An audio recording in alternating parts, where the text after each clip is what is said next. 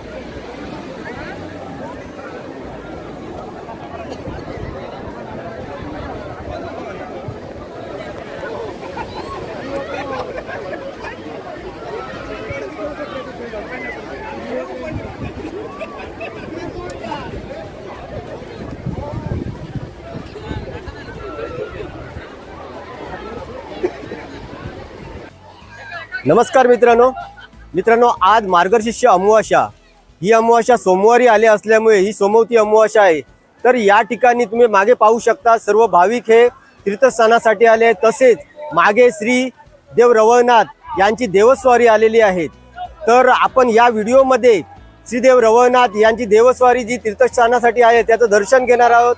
सर्व भाविक आणि ग्रामस्थ त्याच्यानंतर मालवणचे सर्व नागरिक या ठिकाणी जे तीर्थस्थान करतायत ते पण पाहणार आहोत। एकंदरीत सर्व यात आज महोदय पर्वणीचा आपण आढावा घेणार आहोत। चला तर लगेच आपण वेळ न घालवता श्रीदेव रवळनाथ यांचं दर्शन घेऊया।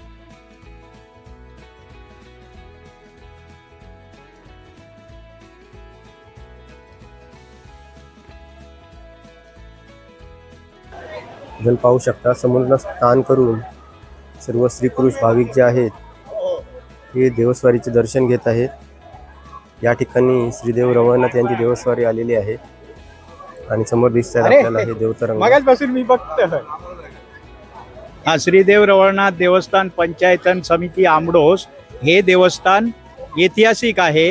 याला 350 वर्षापूर्वीचा इतिहास आहे आणि अशा प्रकारचं शिलालेख त्या मंदिराकडे आहे। तर या देवस्थानाची फार मोठी परंपरा अशी आहे की दर 3 वर्षांनी देव समुद्र स्नानासाठी आपल्या सर्व तरंगासहित पालखीसहित आणि आपल्या गावच्या रयतेसहित तो तीर्थस्नानासाठी येतो आणि ही अशी आगळी वेगळी परंपरा आहे। इतर जी देवस्थानं आहेत ती फक्त महोदय पर्वात येऊन स्नान करतात आणि हे एकमेव देवस्थान या दक्षिण कोकणामध्ये असं आहे की दर 3ऱ्या वर्षी हा देव समुद्र स्नान करतो। संपूर्ण गावच्या देवस्थानच्या तरंगासहित पालखीसहित रयतेसहित तो देव मोर्याचा धोंडा या ठिकाणी येऊन तीर्थ स्नान करतो आणि अतिशय जागृत असं हे देवस्थान आहे.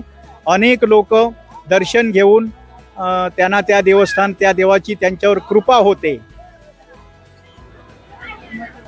या देवस्थानातील देवतरंगांची माहिती अशी आहे की रवळनाथांचा एक तरंग आहे, भराडी देवीचा एक तरंग आहे, विठला देवीचा एक तरंग आहे, पावनाई देवीचा एक तरंग आहे आणि घाडवश या देवाचा एक तरंग आहे.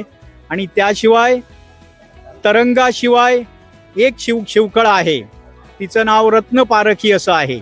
अशा प्रकारे 5 तरंगांसहित शिवकळा आणि 6वी तरंगासह शिवाय शिवकळा अशी त्या राठीच्या एकंदर तरंगाची आणि ह्याची माहिती आहे.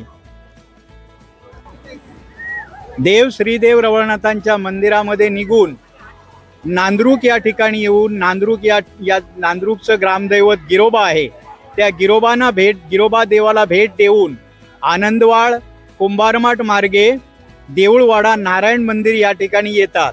नारायण मंदिराला प्रदक्षिणा करून नारायण मंदिरामध्ये देव काही वेळ विश्रांती घेतो. त्या ठिकाणी त्या देवस्थानचे मानकरी त्या ठिकाणी अल्पोपहाराची लोकांची सोय करतात आणि थोडा वेळ विश्रांती घेऊन तिथून देव गाड पाणंद गावकरवाडा मार्गे आपल्या पारंपरिक मार्गाने मोरयाचा धोंडा या ठिकाणी देव येतो.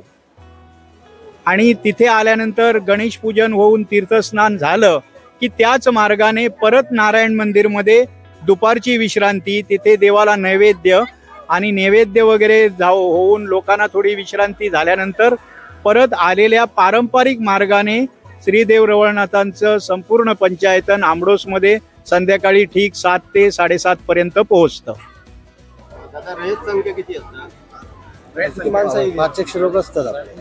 अंदाजे 500 लोक आमच्या या देवस्वारी बरोबर असतात. देवस्थानांना आणि भाविकांना आमचा संदेश असा आहे की या देवस्थानामध्ये कुठल्याही प्रकारचा बळी दिला जात नाही. बळीविरहित देवस्थान किंवा शाकाहारी देवस्थान म्हणून हे ओळखलं जातं आणि अतिशय जागृत देवस्थान म्हणून त्या देवस्थानाची ख्याती आहे. तर अशाच प्रकारे इतर लोकांनी सुद्धा आपल्या देवस्थानांमध्ये अशा प्रकारच्या परंपरा निर्माण कराव्यात. आणि भाविकांना संदेश असा आहे की हा देव जागृत आहे आणि संपूर्णपणे मांसाहाराच्या विरुद्ध असणारा देव आहे. असा आगळा वेगळा देव आहे आणि आगळ्या वेगळ्या त्याची एक परंपरा आहे. आणि त्या देवाच्या कृपेने आजवर लाखो भाविकांची दुःख निवारण झालेले याचे आमच्याकडे दाखले आहेत. तर या देवाचं ह्याच्याही पुढे दर्शन घेऊन लोकांनी आपल्या अडीअडचणीतून मुक्त व्हावं, त्यांनी आपल्याला आनंद त्यांना मिळावा लोकांना, यासाठी आम्ही त्यांना आवाहन करीत आहोत. आणि जी देवस्थानं बंद आहेत त्या सर्व मानकरी आणि विश्वस्तांना आमची विनंती आहे की देवस्थानं बंद न करता, देवस्थान हे चैतन्याचे स्रोत आहेत. देवस्थान हे त्या चैतन्याचे स्रोत देवस्थान असल्यामुळे ती देवस्थानं चालू करून तेथील जनतेला सुद्धा तसाच आनंद मिळावा, भाविकांना मिळावा, अशी आम्ही त्यांना सुद्धा नम्र विनंती आणि आवाहन करीत आहोत. आणि या निमित्ताने आपले हिंदू एकत्र यावेत आणि आपल्या धर्माचं सुद्धा पालन व्हावं, परंपरांचं पालन व्हावं, असे सुद्धा आम्ही आवाहन करतो. मित्रांनो, या ठिकाणी तुम्ही पाहू शकता हिंदू धर्मातील, सनातन धर्मातील पिंडदान तसेच श्राद्धाचे जे सर्व विधी आहेत, सोमवती अमावास्ये दिवशी मोरेश्वर दांडी बीच येथे तीर्थ आलेले आहेत, तीर्थक्षेत्राचे स्वरूप प्राप्त झालेले आहेत. तर या ठिकाणी हे सर्व विधी जे भाविक आहेत, नागरिक आहेत, ते आपले राहिलेले पिंडदान, श्राद्ध वगैरे जे आहेत ती ब्राह्मणाकरवी करून घेत आहेत. पण पाहू शकता, आपले जर काही श्राद्धाची कामं किंवा पिंडदानाची कामं राहिलेली असतील तर तुम्ही सोमवारी ज्या दिवशी अमावास्या येते, सोमवती अमावास्या असते, त्या दिवशी या मालवणच्या दांडी मोरेश्वर या ठिकाणी तीर्थक्षेत्रावर तुम्ही असे विधी करू शकता, ज्याच्यामुळे तुम्हाला जी मोठे तीर्थक्षेत्रावर जाण्याचा खूप खर्च येतो तो येणार नाही. कमी खर्चामध्ये आपण कमी प्रवासामध्ये हे विधी करू शकता. या ठिकाणी ब्राह्मण वगैरे उपलब्ध आपल्याला सहज होऊ शकतात. फक्त आपल्याला जे साहित्य आहे ते घेऊन यावे लागते किंवा आगाऊ जर सूचना केली तर ते भटजी वगैरे आहेत ते घेऊन येऊ शकतात. नमस्कार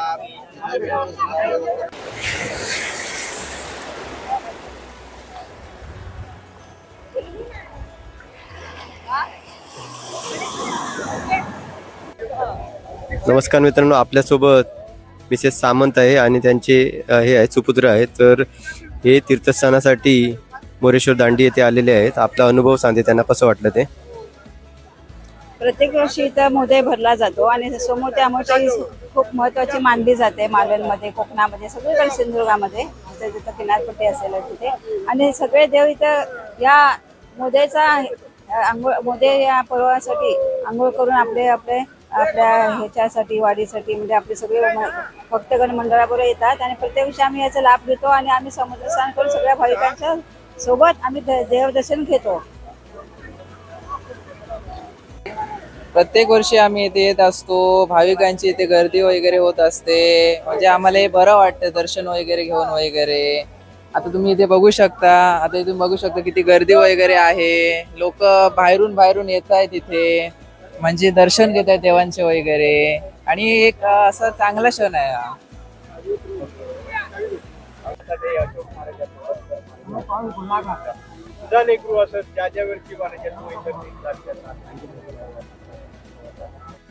यथाशक्ती करतात रैतिक सुद्धा त्यांना काहीतरी अल्पोपहार ती सोय केल्यामुळे महाराजा त्यांनी तेव्हा इतर नैतिकी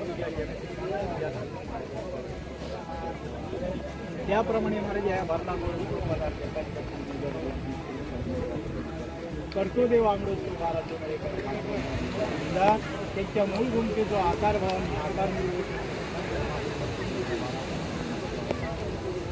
तुझ्या इथलं ते महालक्ष्मी काळाचं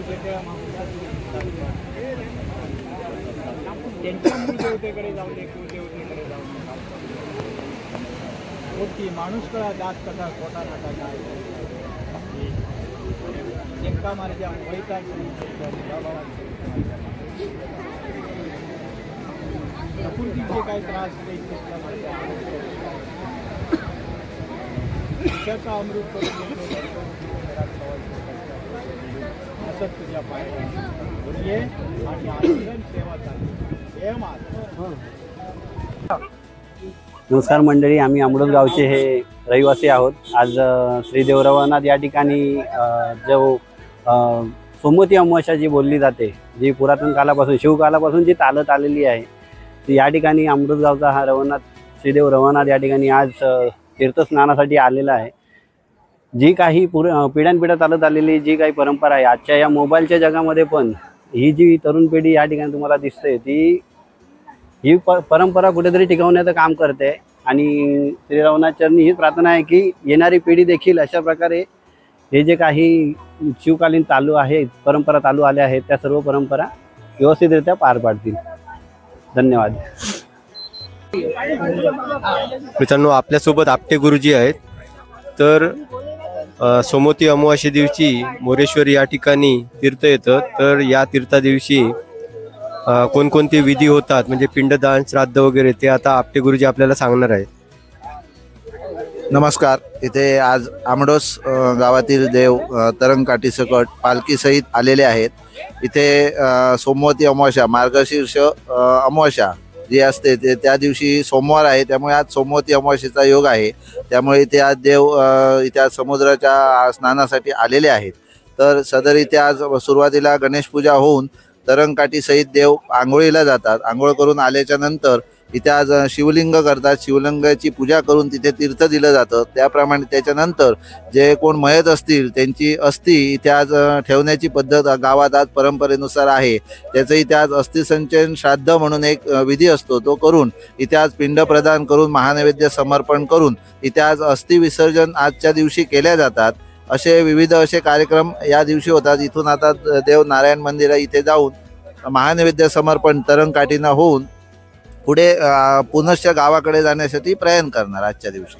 एक गुरुजी प्रश्न आहे. हां, जर कोणाचे तुकडे मापलेले पिंडदान, श्राद्ध वगैरे जर असतील तर या दिवशी होऊ शकतं? आजच्या दिवशी होऊ शकतात. आज पर्वकाल आहे, सोमवती अमावस्या आहे. त्यामुळे जर कुठेही म्हणजे जर विधी चुकलेला असेल किंवा राहिलेले असतील अंत्येष्टी संस्कारातले कर्म, तर आजच्या दिवशी करू शकतात ते माणसं.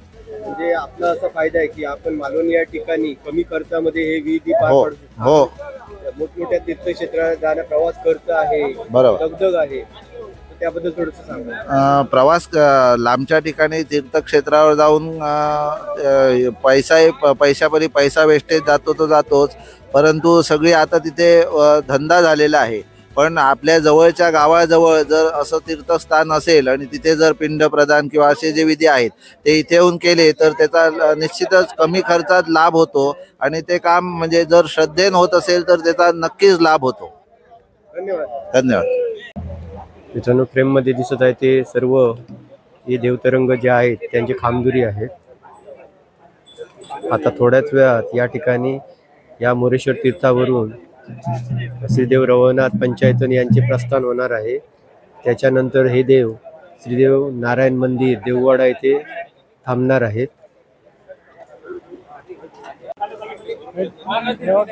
तुम्ही पाहू शकता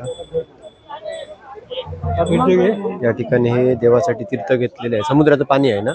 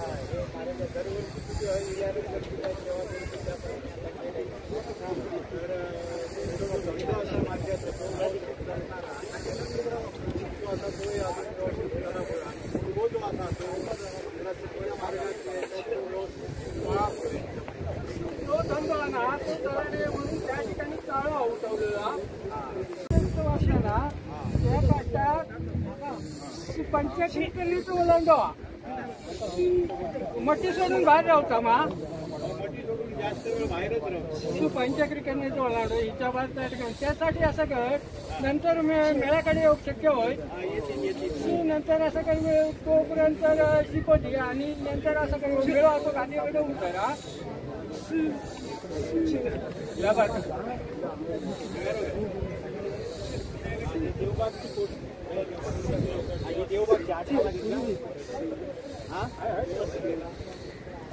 अरे दिवसकर पाया पडले या मुलाचा अभ्यासात लक्ष लागणार नाही. अभ्यासात जे तू मायापुरी असंच घे मेळ यायला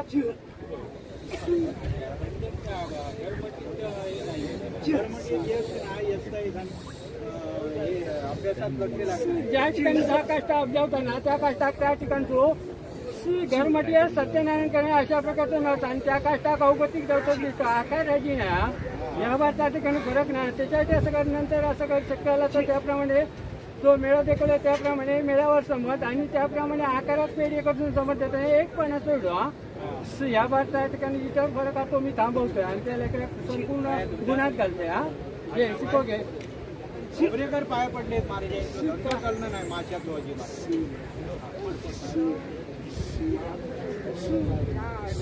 जे तू मायापुरी असंच घे मेळा पाया पडले भेटीचं नारळ ठेवले. जी लेकरांच्या प्रमाणे सेवा चक्री मी ह्या ठिकाणी येल्यानंतर करतात त्याच्यात काय ना ते कुटुंबात असणाऱ्या लेकरांचं रक्षण करून त्या ठिकाणी माझी रखवाली असलेल्या हे शिकव घे.